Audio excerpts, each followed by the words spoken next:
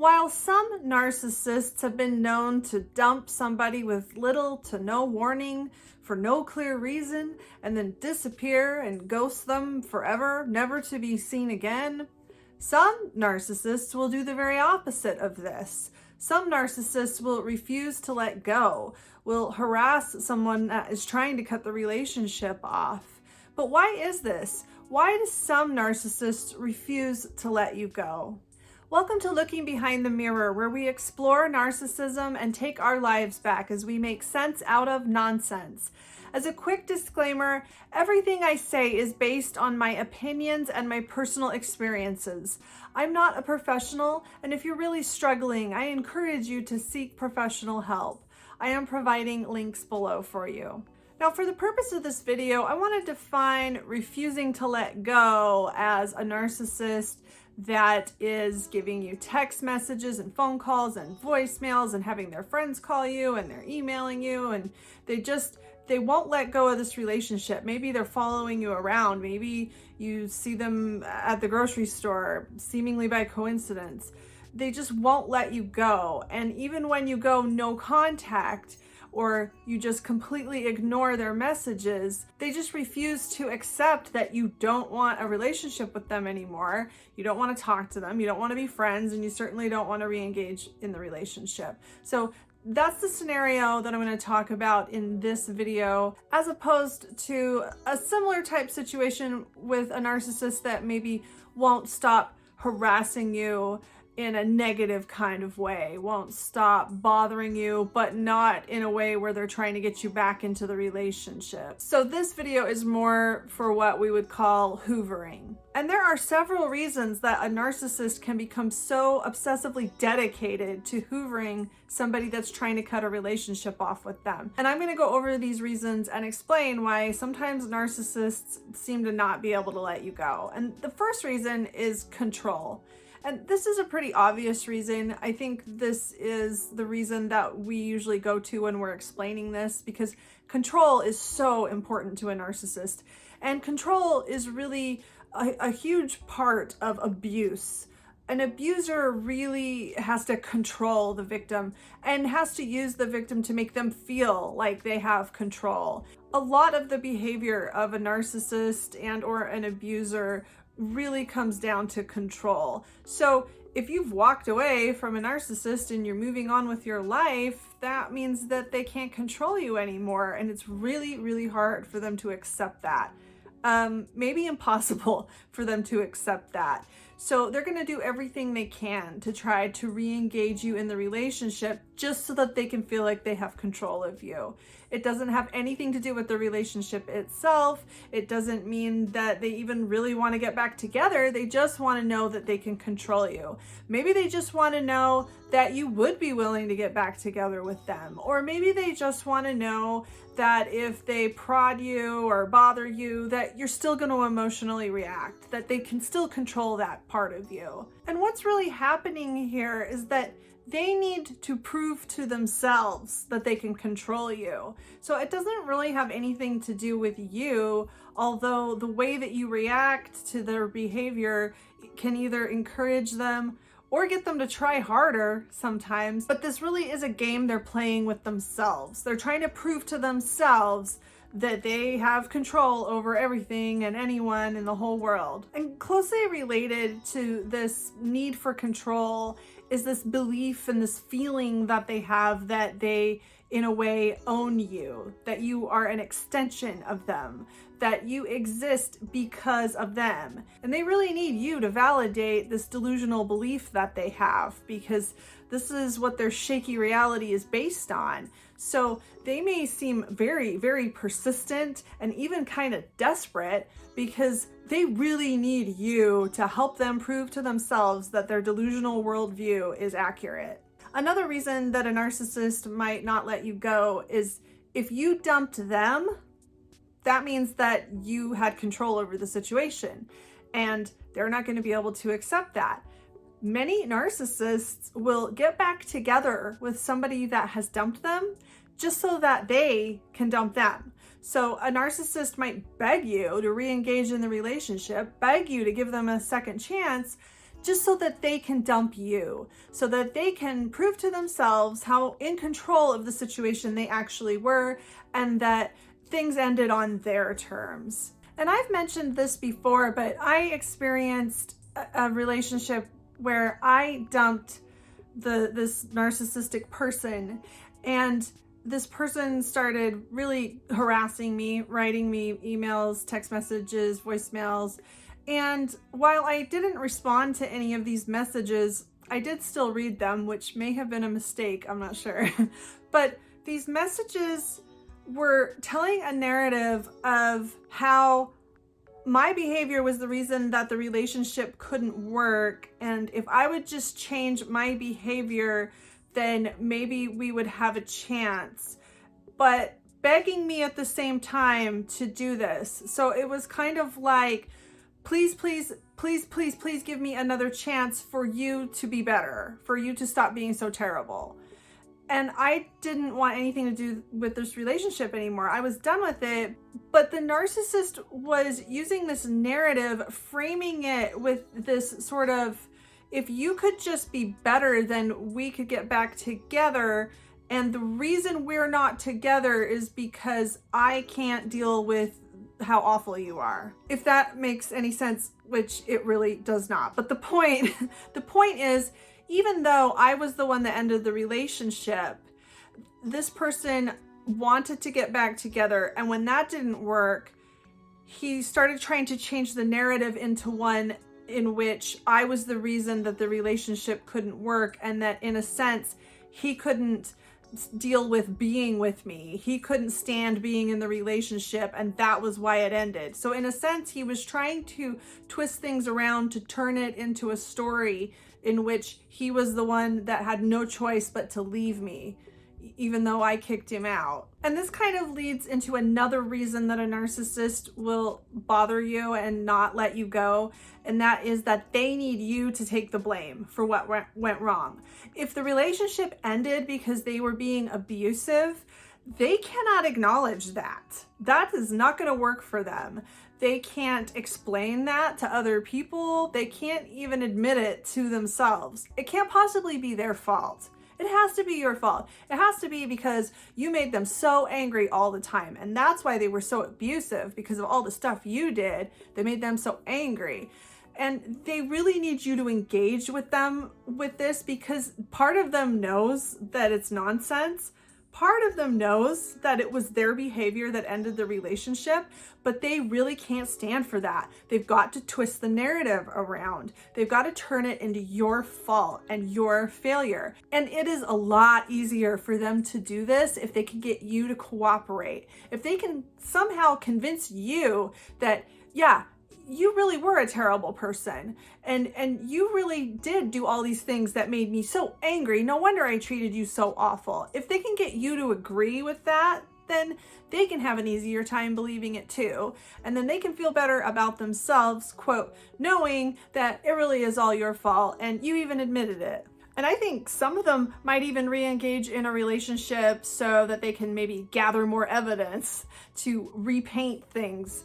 Maybe, if you always leave your towel on the bathroom floor, or you leave dirty dishes in the bedroom, or you don't clean up after your dog, I don't know. They might convince you to let them back in so that they can take pictures of things like that, so that they can gather evidence to show other people how awful you are and how they had no choice but to end the relationship. Now, another reason entirely that a narcissist might be begging you to give them another chance is if you were paying their rent for them, or maybe you were just doing their laundry and cooking all their meals, or something. Maybe there was something that you were doing for them or providing them, something material, that now they have to figure it out on their own and do it on their own. I mean, it really could be this petty.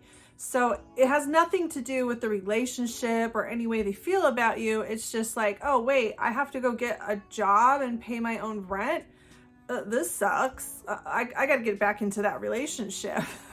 So if you were providing something that allowed them to kind of sit back and be lazy or whatever, maybe that's the reason they want you back. They just don't want to have to cook their own meals, do their own laundry, or pay their own rent.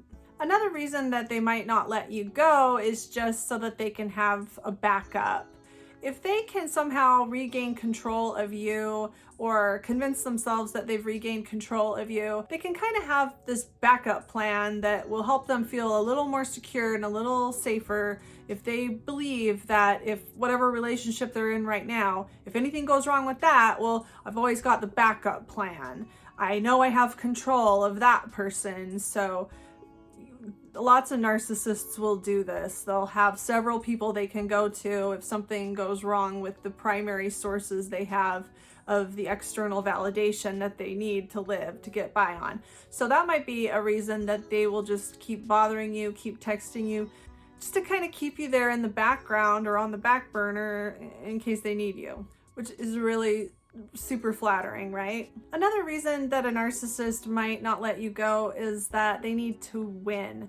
Narcissists always need to win everything, and everything to a narcissist is some kind of contest. So if you have broken up with a narcissist, you may be unfortunate enough to realize that breaking up with a narcissist automatically means that you are now in some contest or battle. No matter how nice you might have tried to be about it, no matter how hard you might have tried to maintain any sort of peace, when you break up with a narcissist, you're really starting a sort of war, and it's a war that they will win at all costs. And the only way really to come out on top here is just to not engage with them, not to fight with them, to not play the game. And another reason that a narcissist might continually bother you is that they enjoy the drama. And if they're able to push your buttons and upset you and get you to start engaging with them in some sort of argument, if they can get you to become emotional and defensive, that's really entertaining for them. And if they can do it to a point where you start really getting upset, it makes them feel better about themselves. Narcissists get a real kick out of working somebody up into a frenzy and then sitting back and being the cool, calm, collected one, so they can feel like they're the superior person. And this is also entertaining for them because narcissists are pathologically bored. They're bored out of their minds, and sometimes they will torment somebody just to alleviate their boredom. And because they have such little empathy, they really don't have any problem ruining your night or ruining your whole week or month or year just so that they can find a little bit of entertainment. Now let's talk about what a narcissist is not. When a narcissist refuses to leave you alone, won't let go, won't accept that the relationship is over, it is not because they are heartbroken. Narcissists don't have broken hearts. They have offended egos. And sometimes this can look very similar. Some narcissists can become very upset. They can even cry and seem very emotional because of how offended their egos have become, because of how humiliated they might feel. And it might actually look like a broken heart. But narcissists do not have a broken heart. They have offended egos. Also, it's not because the narcissist is now willing to change. It's not because the narcissist realizes that they've done something wrong or they've pushed things too far. It's not because the narcissist suddenly realizes what you mean to them and suddenly realizes what they stand to lose. The narcissist does not value a relationship in which they don't have complete control over the other person. There's nothing in the relationship that they are going to miss and pine over that isn't directly connected to something that's harming you. So if you suddenly decide to start standing up for yourself and asserting boundaries and demanding some form of civil treatment, you're taking away the things that they value about their relationship. They're not going to wake up one day and say, oh, I miss you so much. I realize how much I stand to lose, because you took away all the reasons they were in the relationship in the first place. And their constant harassment is an attempt to strong arm you or to provoke you into putting those things back into place. into reacting once more, into falling under their control once more. But if you don't do those things, there's nothing else in the relationship that they really value. They really aren't able to connect or truly love anyone or even know anybody. How could they miss somebody that they've never even really gotten to know? And while sometimes some narcissists really do change, it's not like this never ever happens. It's really important as a recovering abuse victim to understand that this is almost certainly not going to happen for you. But if it did, if the narcissist did decide to change, they're not going to change into someone that suddenly loves people and can connect with you and is going to value the relationship in the way you need them to. A narcissist that's trying to change is going to be working on their behavior. They cannot change who they are or the ways that they value you. They cannot change their desire to need to control you and everyone around them. They will always be extremely frustrated in a relationship in which they don't have all control. And a narcissist that is sincerely ready to change, a narcissist that sincerely is taking accountability for their behavior, is not going to insist that you give them another chance. They're not going to harass you because they're going to understand that those are behaviors that are the ones they need to change. So if a narcissist refuses to leave you alone, won't take no for an answer, that by itself is proof that they haven't changed and they're not willing to change. I know it can be really, really hard when you're in this situation not to hear the things you want to hear, or see the things you want to see. And the narcissist is playing on these emotional weaknesses that are so common in people that are trying to end an abusive relationship. It is really, really, really hard to let go of those little threads of toxic hope. Maybe this will be the 1 in a million narcissist that actually changes, or maybe there was something that meant enough to him or her that they're going to change for this relationship.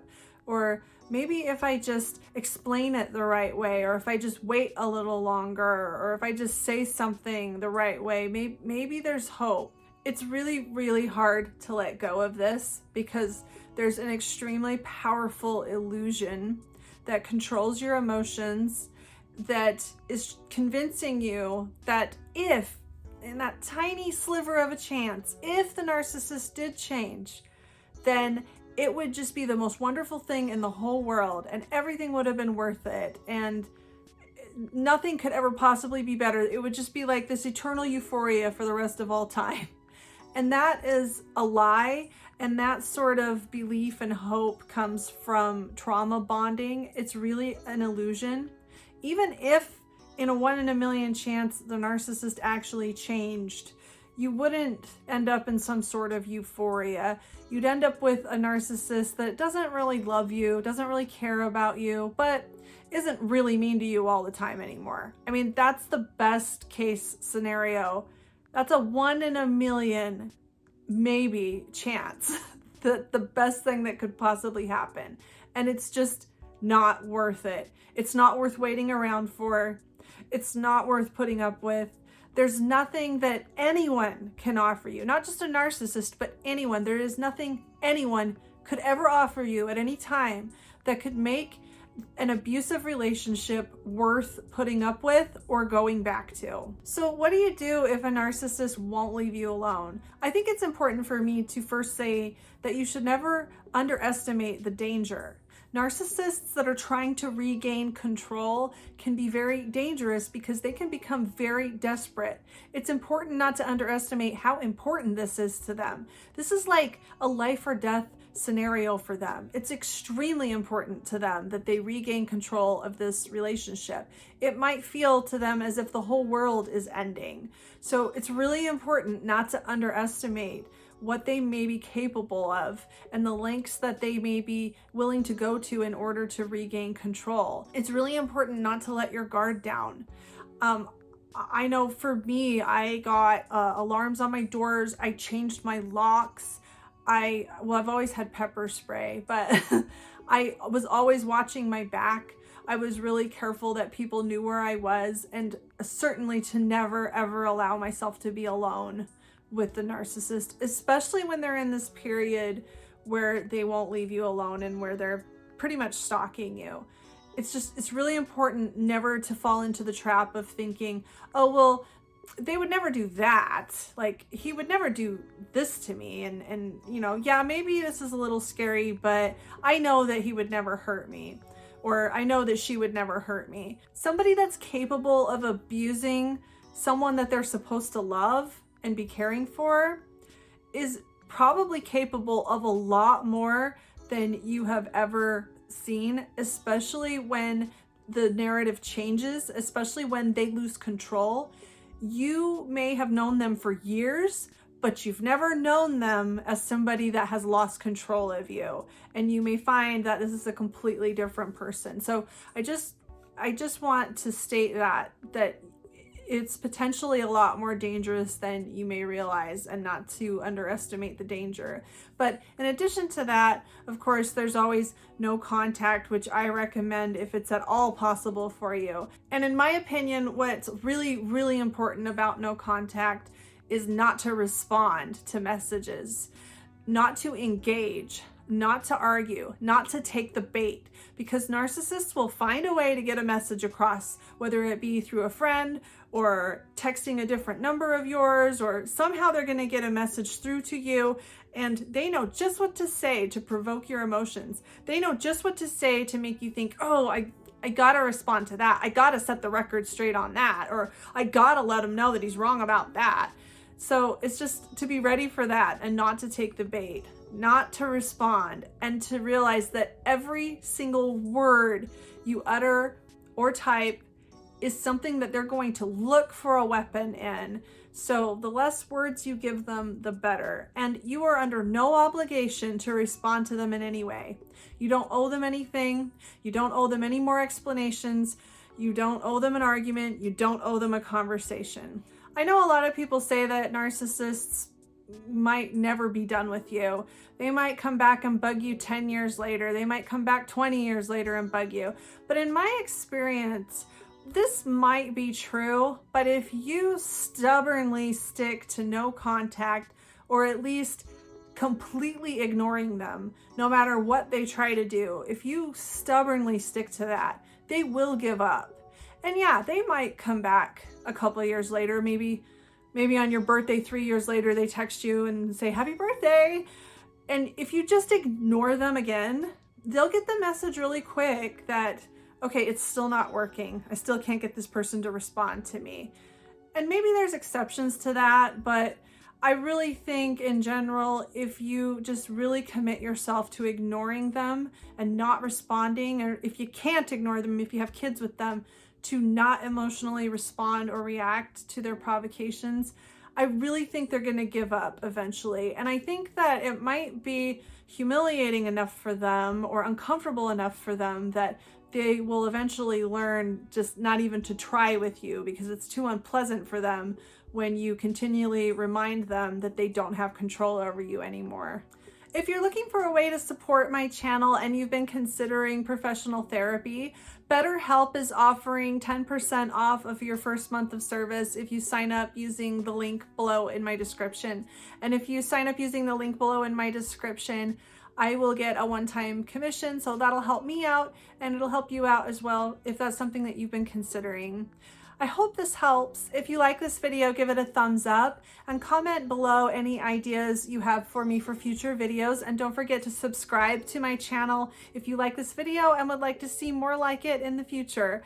Until next time, thanks. Bye.